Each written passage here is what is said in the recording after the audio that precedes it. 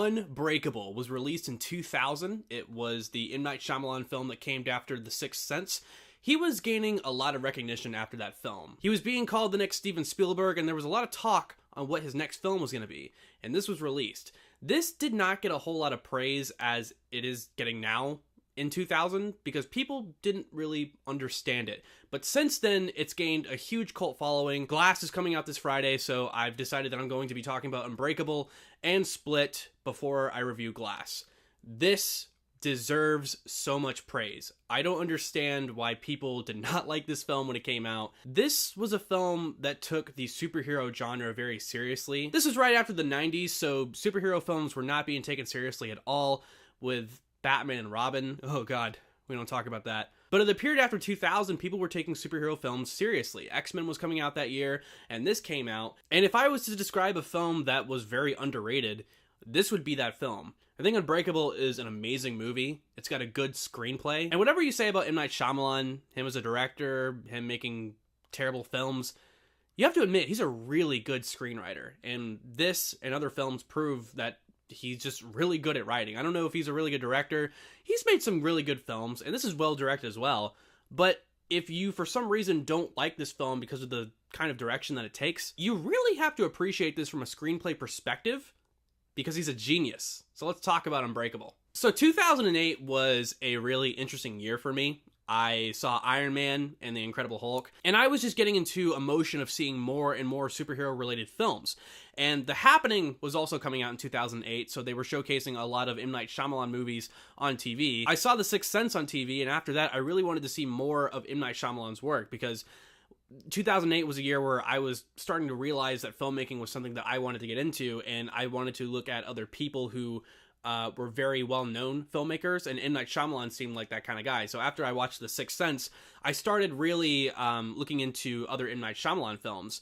And this was before Netflix streaming was kind of a thing, so when you had a Netflix account, that just meant that you had to rent DVDs, and they were mailed to you. They still do that, but streaming is more of a thing now. And when I was renting DVDs as a kid, I rented Unbreakable because I didn't really know anything about it, and the only thing that I knew about it was that it was an M. Night Shyamalan film. And I watched it for the first time, and oh my god, I could not have watched this film at such a right time.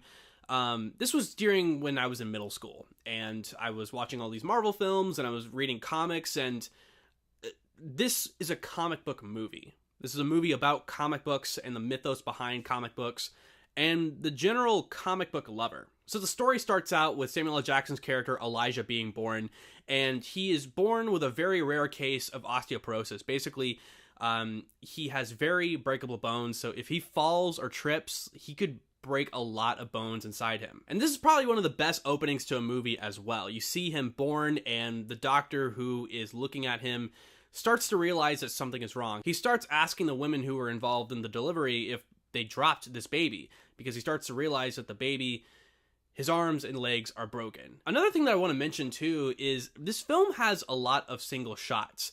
Usually in a film, there's a lot of cuts where you have one shot, then you go to the next shot, then you go to the next shot. But this film that I noticed after rewatch has a lot of singular shots, and the film is very reliant on camera movements. When you see Bruce Willis for the first time on that train and he's having that conversation with that woman, the camera is panning back and forth. It never really cuts.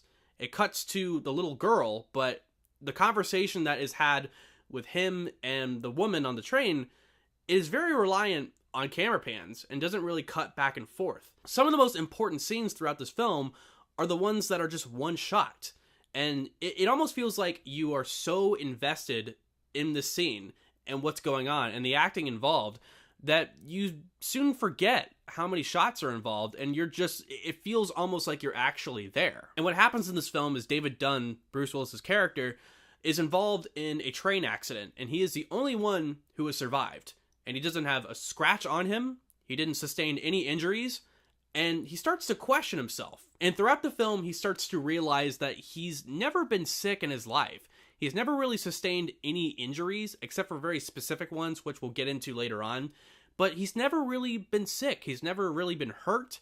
And he starts to question it throughout this film. And he's not the only one that notices as well. Elijah, Samuel L. Jackson's character, finds him because he survived this accident.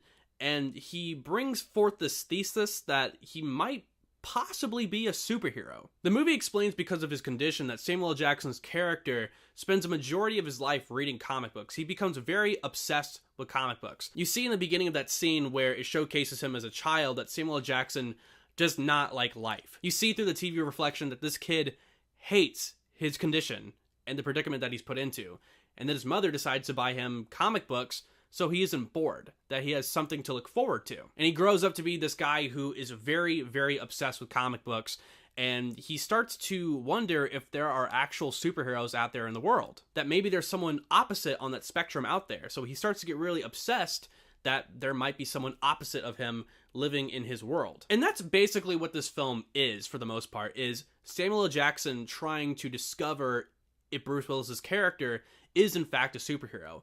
And when he talks to him, his son, Bruce Willis's son, is there overhearing this conversation, and the son starts to realize that his dad might be a superhero as well. He starts to believe Samuel L. Jackson's character. You see throughout the film that the son starts to realize that maybe Samuel L. Jackson's character is right, because when his dad lifts like 350 pounds, that's a bit suspicious.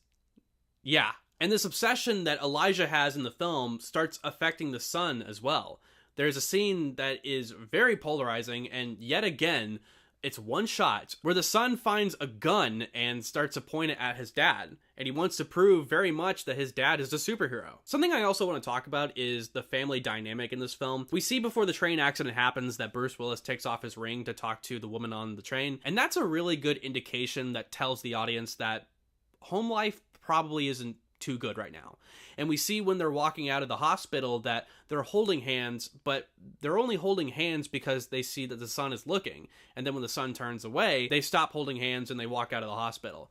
And we see throughout the entire movie that there is some marital problems that is going on here. And I just really like that writing. The movie is basically a character perspective on Bruce Willis accepting himself as a superhero, a father, and a husband. I think it's very well put together, and I think is just a really good script. The climax of the film is when it starts to get very action-worthy, I want to say, where it starts to become an actual superhero film and not like a drama, where Bruce Willis starts to realize, like, okay, I've never gotten sick before, there have only been a couple occasions, but that's only because water was involved, and water is apparently my kryptonite, so I'm basically a superhero. And the third act is pretty much him accepting this, going out and trying this out. And he finds that there's this family that's being kept under hostage in their own house, and he decides, okay, this is something that is a very serious situation, I need to go check this out. And this is one of my favorite scenes of the film, is when he takes down the guy who is keeping this family hostage, and he just bear hugs his neck pretty much.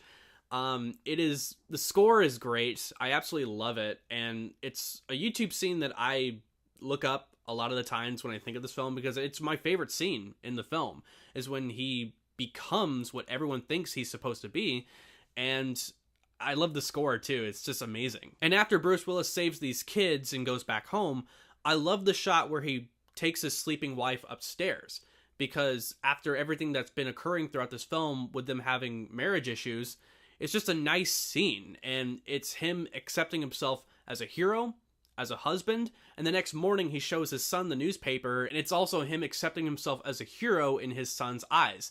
This is a damn good movie. And I also love the twist in this movie as well, because it's actually a twist. It's not like a twist like in The Village where it's like, that is so crazy.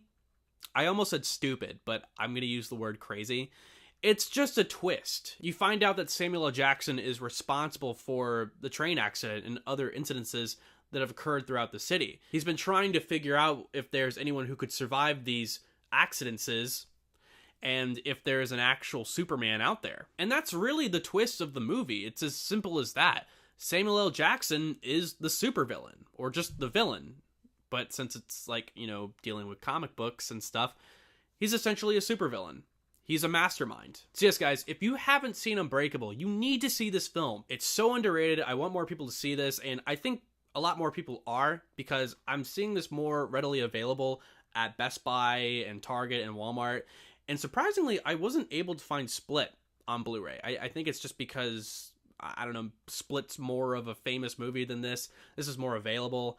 but maybe people are just like buying Split on Blu-ray because they see that Glass is coming out. All right, guys, thank you so much for watching my video. Comment down below what you think of the movie Unbreakable. Like this video, share it, and please subscribe to Pixel Talk if you haven't yet for more movie reviews, trailer reactions, and gaming content. And stay tuned for my review of Split and Glass. Thank you guys so much. I am Corbin Stuckey, and this is Pixel Talk.